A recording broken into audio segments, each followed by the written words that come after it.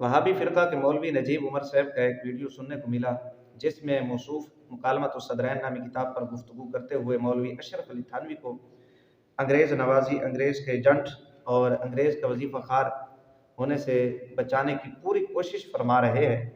मुझे इंतहाई अफ़सोस होता है मौसूफ़ की इल्मी हालत, इल्मी काबिलियत पर कि एक जानिब हज़रत फ़िरक़ा वहाबिया दयाबन इस्माइलिया रशीदिया के तर्जुमान होने का दावा करते हैं, दूसरी जानिब हज़रत की इल्मी हालत, इल्मी काबिलियत ये है कि मौसूफ़ अपने अकाबिरीन और अपने अकाबिरीन की कुतुब से भी वाकिफ़ नहीं है।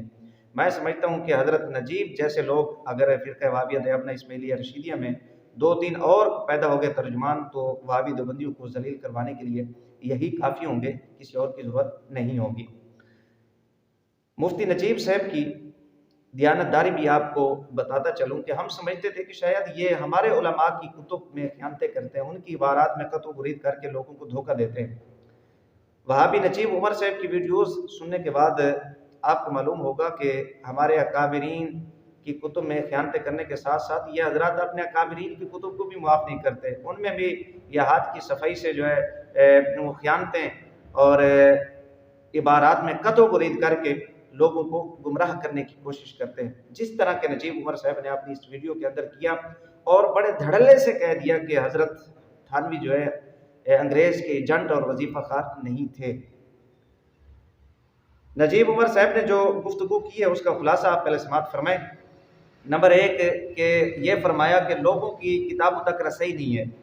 दूसरे नंबर पर यह कहा कि दूसरे मसलक की जानिब से ये इल्ज़ाम लगाया गया कि थानवी अंग्रेज़ से 600 रुपया महाना लिया करता था।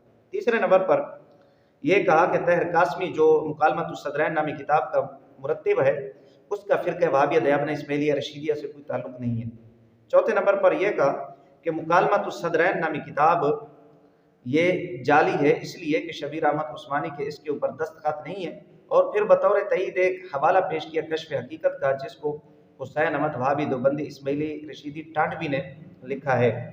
और 5वें नंबर पर मलफूज़ात हकीमुल उम्मत से 2-3 हवालाजात पेश किए और ये पूरी कोशिश की कि थानवी अंग्रेज़ का एजेंट नहीं था। तो हम इंशाअल्लाह अज़ीज़ इन निकात के ऊपर गुफ्तगू करेंगे तरतीबवार। सबसे पहले नंबर पर जो बात की कि लोगों की किताबों तक रसाई नहीं है, बिल्कुल हम इत्तिफाक करते हैं नजीब साहब के साथ। और लोगों की किताबों तक रसाई ना होने का फ़ायदा नजीब उमर और इसकी फ़िरक़ा के मौलवियों ने उठाया और लोगों के सामने झूठ और गलत बयानी से काम लिया, और इन्होंने समझा कि लोग अब किताबें पढ़ते नहीं हैं, मुताला करते नहीं हैं, लिहाजा जो कुछ हम बयान करेंगे लोग एतबार कर लेंगे। बिल्कुल हम इस बात से इत्तिफाक करते हैं। अगर कोई आपकी किताबों को पढ़ता है तो आपका ये गंद, आपके झूठ, गलत बयानियाँ उनके ऊपर ज़ाहिर हो जाती हैं। दूसरे नंबर पर मौसूफ़ ये फरमाते हैं कि दूसरे मसलक की जानिब से इल्ज़ाम लगाया गया, उनके हिस्से में बदबख्ती आ गई, तो हम क्या कह सकते हैं। मुझे इनकी बेबसी पर अफ़सोस आता है कि हज़रत गुजारिश ये है कि वहाबी देवबंदी इस्माइली रशीदी फ़िरक़ा में 2 गिरोह थे।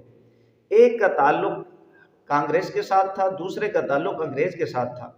तो अब जो कांग्रेस के साथ मुंसलिक था, उन्होंने भांडा फोड़ दिया और ये कहा कि जो हमारा मुखालिफ वहाबी गिरोह है, देवबंदी गिरोह है, वो अंग्रेज़ का एजेंट और वजीफ़ा ख़ार है, जिसमें सरफ़हरिस्त थानवी साहब का नाम आ गया कि वो अंग्रेज़ से 600 रुपया महाना लिया करते थे। ये सुन्नी उलमा की जानिब से, सुन्नी मसलक की जानिब से नहीं कहा गया, बल्कि वहाबी देवबंदी इस्माइली रशीदी फ़िरक़े के गिरोह ने कहा, और ये बात हकीकत भी है और बाकायदा वो साबित भी करते रहे कि ये अंग्रेज़ के एजेंट थे। अच्छा, मज़े की बात यह है कि इसमें फिर खाली थानवी का नाम नहीं है, दीगर नाम भी हैं, दीगर जमातें भी हैं, वक्त आने पर इंशाअल्लाह अज़ीज़ उनका बयान करेंगे। तो ये बात उन्होंने की, लिहाजा जो बदबख्ती आप दूसरों के खाते में डाल रहे थे वो अब आपके खाते में आ गई है।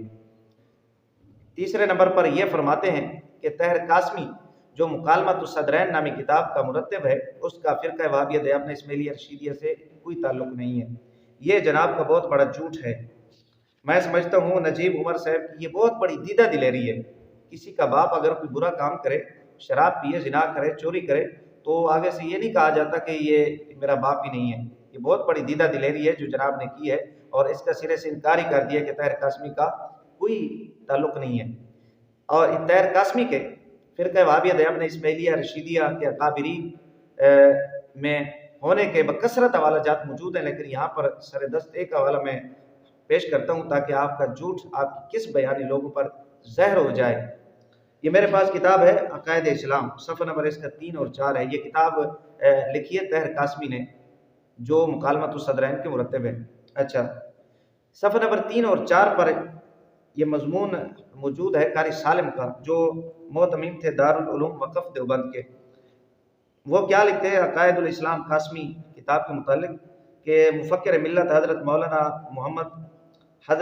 محمد طاہر صاحب قاسمی رحمۃ اللہ علیہ نبیرہ حجت اللہ فی الارض شیخ الاسلام حضرت مولانا قاسم صاحب ننوتوی قدس سرہ، یہاں پر مفکر ملت کا حضرت مولانا محمد طاہر صاحب قاسمی رحمۃ اللہ علیہ جیسے الفاظ، اور پھر یہ کہا کہ یہ پوتے ہیں حجت اللہ فی الارض شیخ الاسلام مولانا قاسم ننوتوی کے۔ یہ قاسم ننوتوی کا پوتا تھا طاہر قاسمی، جس کے بارے میں آپ فرما رہے ہیں کہ اس کا ہمارے فرقہ سے کوئی تعلق نہیں ہے، اور تو اور آپ نے ان کے نام کے ساتھ قاسمی لگانا اس لیے گوارا نہیں کیا کہ کہیں لوگوں کو پتہ نہ چل جائے کہ یہ دیوبندی ہے۔ یہ آپ نے بہت بڑی خیانت کی ہے۔ اس کے بعد طاہر قاسمی کی علمی حیثیت کیا تھی، یہ بھی قاری سالم قاسمی کی زبانی آپ سماعت فرمائیں۔ لکھتے ہیں حضرت مولانا محمد طاہر صاحب رحمۃ اللہ علیہ اپنے علم و بصیرت میں قاسمی روایات کے حامل تھے۔ مزید لکھتے ہیں صاف گوئی اور صاف طبعی آپ کا امتیازی جوہر تھا۔ دارالعلوم دیوبند اور اس کی تاریخ سے موصوف کی قلبی وابستگی بذات خود ایک تاریخی چیز تھی۔ یہ دارالعلوم دیوبند کے ساتھ اس کی وابستگی بیان کر رہے ہیں۔ مختلف حیثیات سے دارالعلوم دیوبند کی زندگی بھر خدمت انجام دیتے رہے۔ قاسمی رنگ و روایات کی برقراری کے لیے حضرت موصوف کی مسلسل جدوجہد ایک دور میں ان کے حق میں ان کا سب سے بڑا جرم بن گئی۔ یہ طاہر قاسمی کے متعلق ہو رہا ہے، ہیر رانجھا کے متعلق نہیں ہے۔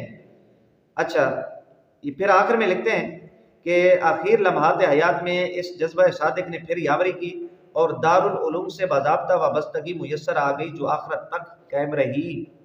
جی، طاہر قاسمی کے متعلق قاری سالم قاسمی لکھ رہے ہیں کہ وہ آخر تک دارالعلوم دیوبند سے منسلک رہا، وہ فرقہ وہابیہ دیوبند اسماعیلیہ رشیدیہ کے ساتھ رہا ہے، اور آپ کہہ رہے ہیں کہ وہ ہمارا ہے نہیں ہے۔ بڑی عجیب بات ہے۔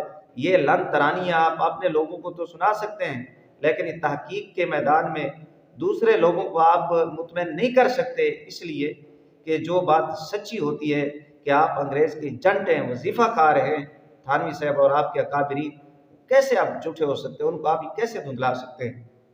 یہ تھا طاہر قاسمی کے متعلق جو جھوٹ بولا نجیب عمر نے۔ اس کے بعد اس نے گفتگو کی ہے کہ مکالمۃ الصدرین نامی کتاب جعلی ہے، وہ اس لیے کہ اس کے اوپر شبیر احمد عثمانی کے دستخط نہیں تھے، اور اس کا پھر ایک حوالہ پیش کیا حسین احمد وہابی دیوبندی اسماعیلی رشیدی ٹانوی کی کتاب کشف حقیقت سے، تو لہٰذا مناسب یہ ہے کہ اس کا جواب کشف حقیقت سے ہی ہو جائے۔ باقی حوالہ جات بھی پیش کیے جا سکتے ہیں۔ یہ میرے پاس وہی کشف حقیقت ہے جو نجیب سے اٹھا کر بیان کر رہے تھے۔ صفحہ نمبر 5 ہے۔ حسین احمد صاحب لکھتے ہیں شبیر احمد عثمانی کے متعلق کہ وہ اپنی تقریروں میں برابر اس مجموعہ دجل و فریب پر فخر کرتے، لوگوں کو اس کے مطالعہ کی ترغیب دیتے ہوئے مباہلہ تک کا اعلان کرتے ہیں۔ یہ صفحہ نمبر 5 پر موجود ہے۔ یعنی شبیر احمد عثمانی کے متعلق حسین احمد وہابی دیوبندی ٹانوی یہ کہتا ہے کہ وہ اپنی یہ تقریروں کے اندر اس پہ وہ فخر کرتے اور لوگوں کو مطالعے کی ترغیب دیتے کہ آپ اس کو پڑھیں، اور پھر مباہلے کا اعلان کرتے۔ اگر یہ اس کی مصدقہ نہیں تھی، اس نے پڑھی نہیں تھی، تو پھر مباہلہ کس لیے؟ لوگوں کو مطالعے کی ترغیب وہ کس لیے دے رہے تھے؟ فخر کس لیے کیا جا رہا تھا؟ اچھا، یہی کتاب صفحہ نمبر اس کا 39 ہے۔ لکھتے ہیں حسین احمد صاحب ٹانڈوی شبیر احمد کے متعلق کہ مکالمۃ الصدرین کا ایک ایک حرف صحیح ہے، اگر مولانا مدنی اس سے انکار کریں تو میں ان سے مباہلہ کے لیے تیار ہوں۔ صفحہ نمبر 39 پر ایک ایک حرف صحیح ہے قبلہ۔ آپ کہتے ہیں وہ جعلی کتاب ہے۔ شبیر احمد کے متعلق حسین احمد ٹانڈوی آپ کا لکھ رہا ہے کہ وہ فرماتے تھے کہ ایک ایک حرف صحیح ہے، اور پھر یہ بھی کہا کہ اگر حسین احمد ٹانڈوی اس سے اختلاف کرتا ہے کسی حصہ سے تو شبیر احمد عثمانی اس سے مباہلہ کرنے کے لیے تیار ہے۔ اچھا، یہی بات پھر آگے صفحہ نمبر 81 کے اوپر موجود ہے، کشف حقیقت۔ تو یہ کشف حقیقت سے ہی بیان کر رہا ہوں حوالہ جات کہ وہ مکالمۃ الصدرین جو نامی کتاب ہے وہ آپ کے شبیر احمد عثمانی کی مصدقہ ہے. وہ فخر کیا کرتے تھے اس کے اوپر اور مباہلے کا چیلنج دیا کرتے تھے، لوگوں کو مطالعے کی ترغیب دیا کرتے تھے. عجیب بات ہے کہ وہ خود اس کا مطالعہ نہ کریں اور لوگوں کو مطالعے کی ترغیب دیں. لہٰذا یہ لن ترانیاں، یہ جھوٹ کس بیانی آپ اپنے لوگوں کو مطمئن کر سکتے ہیں، دوسروں کو نہیں کر سکتے. اس کے بعد یہ ہو گیا مکالمۃ الصدرین. پھر موصوف نے ملفوظات حکیم الامت سے 2-3 حوالہ جات پیش کیے، ایک جلد 1 سے پیش کیا اور وہی ملفوظ پھر جلد نمبر 6 صفحہ نمبر 85 کے اوپر یہاں پر موجود ہے. ایک صاحب کے سوال کے جواب میں فرمایا کہ تحقیقات کے زمانہ میں میرے متعلق یہ مشہور کیا گیا تھا کہ 600 روپیہ ماہانہ گورنمنٹ سے پاتا ہے. ایک شخص نے ایک ایسے ہی مدعی سے کہا کہ اس سے یہ تو معلوم ہو گیا کہ یہ خوف سے متاثر نہیں لیکن طمع سے متاثر ہے. اچھا، یہ ملفوظ پیش کر کے نجیب صاحب دھوکہ دیتے ہوئے کہتے ہیں کہ حضرت انگریز کے ایجنٹ نہیں تھے، اس لیے کہ یہاں پر اس کی نفی ہو گئی ہے کہ خوف نہیں تھا ان کے دل میں انگریز کا. جواباً گزارش ہے کہ یہ دونوں باتیں خلاف واقع ہیں. وہ اس لیے کہ آپ ملفوظات کا مطالعہ کرتے نہیں ہیں، اس لیے میرا یہ مشورہ ہے آپ کو، آپ اپنے حضرت تھانوی کا مطالعہ کریں، ان کے ملفوظات کو آپ پڑھیں. یہ میرے پاس وہی ملفوظات ہیں جو آپ نے اٹھائے ہوئے تھے، جلد نمبر 7 ہے اس کی. لکھتے ہیں ایک صاحب کے سوال کے جواب میں فرمایا کہ معترضین یہ بھی کہتے ہیں کہ انگریزوں سے ڈرتے ہیں.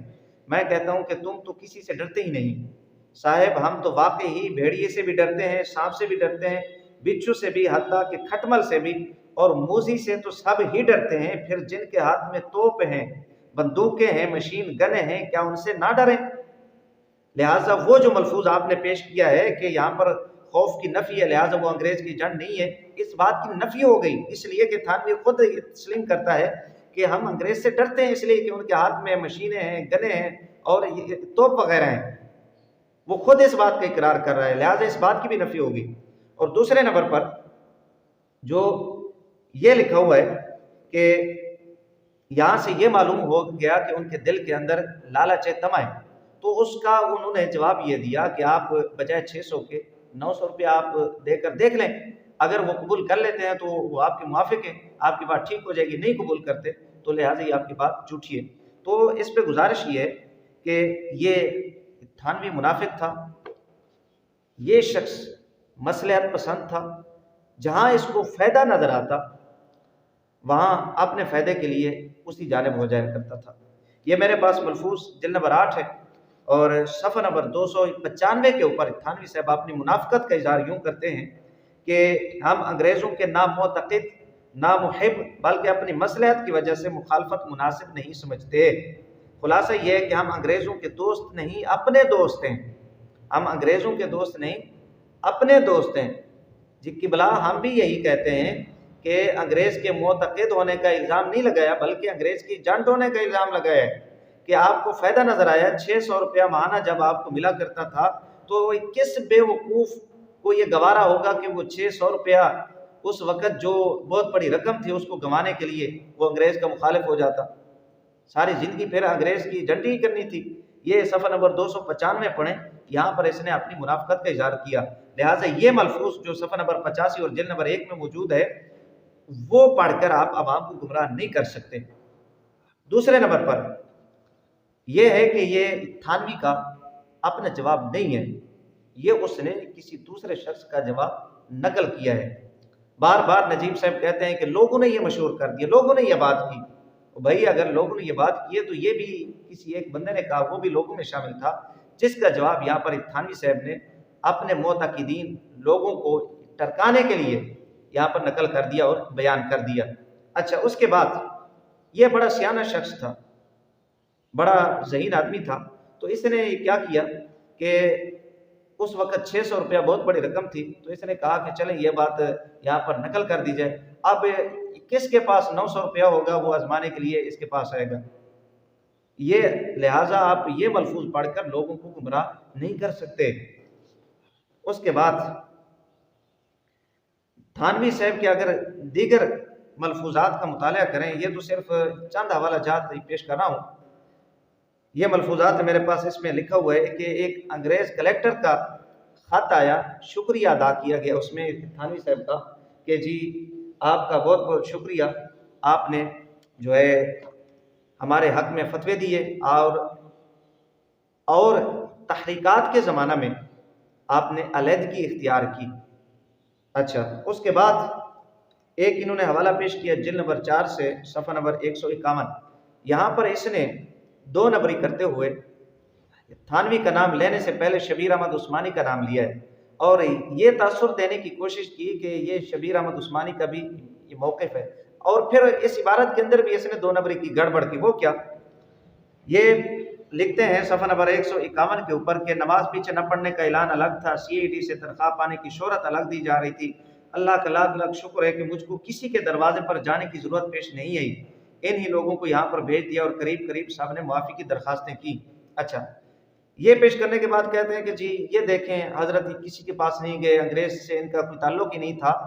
بھائی یہ انگریز کی بات نہیں ہو رہی، جن لوگوں نے تھانوی کو یہ کہا تھا کہ آپ انگریز کی جنٹی سے باز آ جائیں، آپ پیچھے ہٹ جائیں، ان کی جنٹی نہ کریں، مخبری نہ کریں، مسلمانوں کو نقصان نہ پہنچائیں، ان سے 600 روپیہ ماہانہ نہ لیں، آپ تھانوی صاحب ان کا ذکر کرتے ہوئے کہتے ہیں کہ ان لوگوں کے پاس مجھے جانے کی ضرورت پیش نہیں آئی۔ بھئی کیسے آتی پیش؟ ان کے پاس تھا کیا؟ 600 روپیہ ماہانہ انگریز سے ملا کرتا تھا، تو یہ ان کے پاس عام لینے کے لیے انہوں نے جانا تھا۔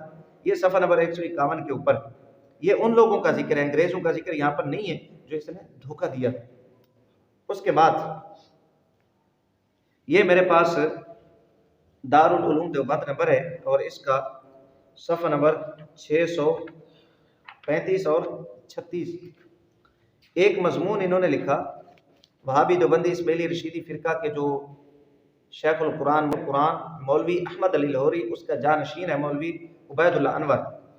یہ لکھتا ہے صفحہ نمبر 635 کے اوپر اور 36 پر کہ جب کہ مولانا سندھی، مولانا مدنی، مفتی کفایت اللہ اور مولانا لاہوری، مولانا منصور انصاری جیسے حضرات نے انگریز سے عدم تعاون کی پالیسی اپنائی اور جنگ جاری رکھی، تو مولانا تھانوی علیہ رحمہ جیسے حضرات نے دلائل کے ساتھ اس موقف سے اختلاف کیا۔ یعنی وہ کانگریس کے ساتھ گروپ تھا اور انہوں نے انگریز سے عدم تعاون اور جنگ کی پالیسی اپنائی چونکہ انگریز کے ساتھ تھا، اور تھانوی کا گروپ جو ہے وہ انگریز کا ایجنٹ تھا، انہوں نے عدم تعاون کی پالیسی کو نہیں اپنایا بلکہ تعاون کی پالیسی کو اپنایا اور جنگ جاری رکھنے کے مخالف تھے۔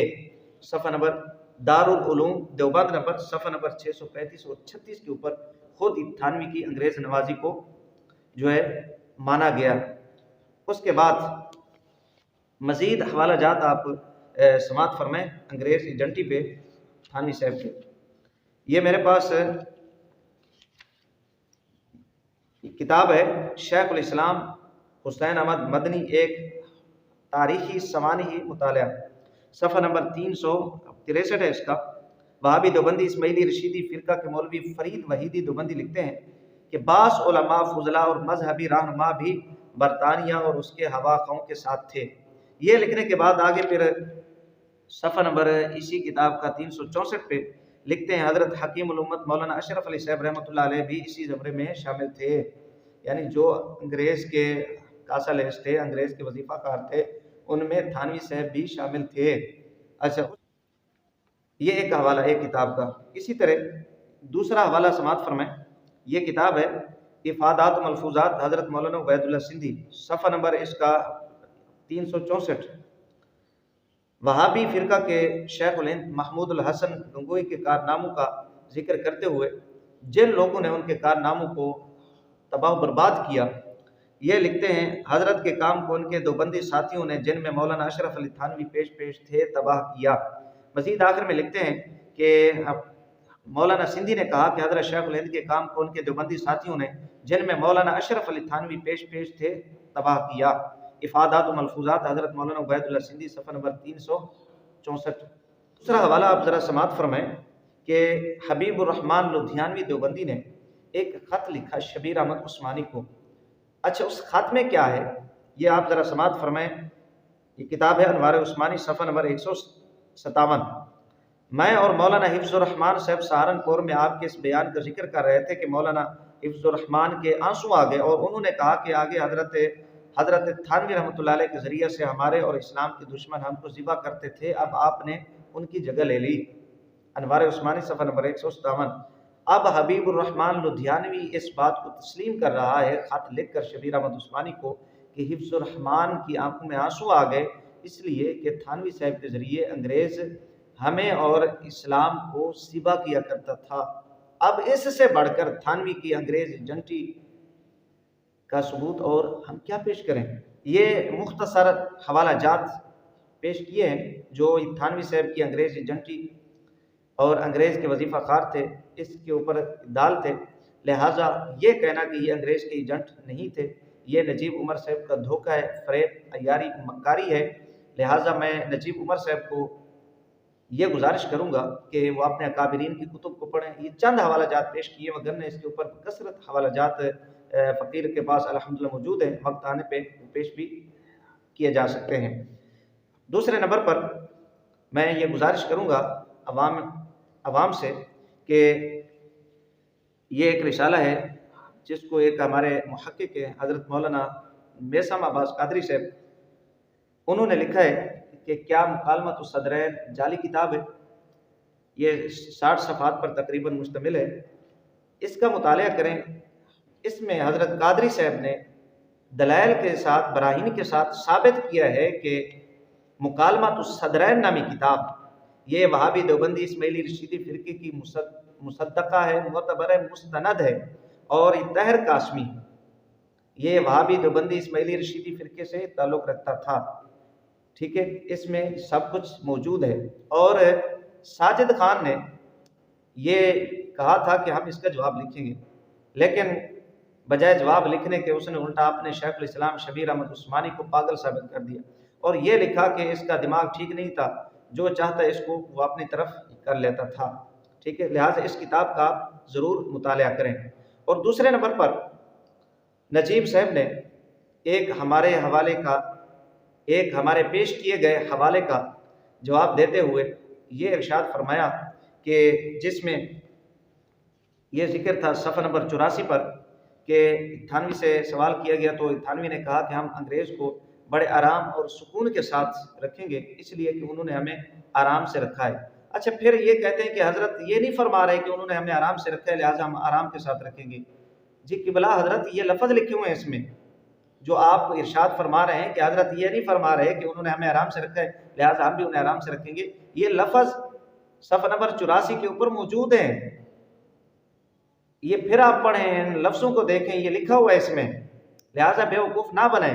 اچھا، پھر مجھے انتہائی حیرانگی ہوئی اور اس کی بے بسی پہ افسوس ہوا کہ فرماتے ہیں کہ تھانوی صاحب نے تنزن کہا ہے کہ بلا آپ ذرا تھوڑا سا اسی ملفوظ کو مزید پڑھ لیتے، اس میں اسلام کی تعلیمات کو ظاہر کیا تھانوی صاحب نے۔ کیا آپ کے مطابق جو بات آپ فرما رہے ہیں کہ تھانوی صاحب نے طنزاً کہا ہے، طنز کرنے کے لیے انہوں نے شریعت اور اسلام کا سہارا لیا؟ شرم نہیں آتی آپ کو؟ آپ اپنے حکیم الامت کے بارے میں یہ فرما رہے ہیں کہ انہوں نے طنز کیا اور وہ بھی اسلام اور شریعت کا سہارا لے کر۔ کچھ خدا کا خوف کریں، لوگوں کی آنکھوں میں دھول جھونکنے کی کوشش نہ کریں۔ آپ اپنے ملفوظات جو تھانوی صاحب کے ملفوظات ہیں ان کا مطالعہ کریں، آپ کو پتہ چلے کہ آپ کا تھانوی انگریز کا ایجنٹ تھا اور وظیفہ خار تھا اور ساری زندگی ان سے وظیفے لیتے رہا۔ یہ بات جھوٹی نہیں ہے،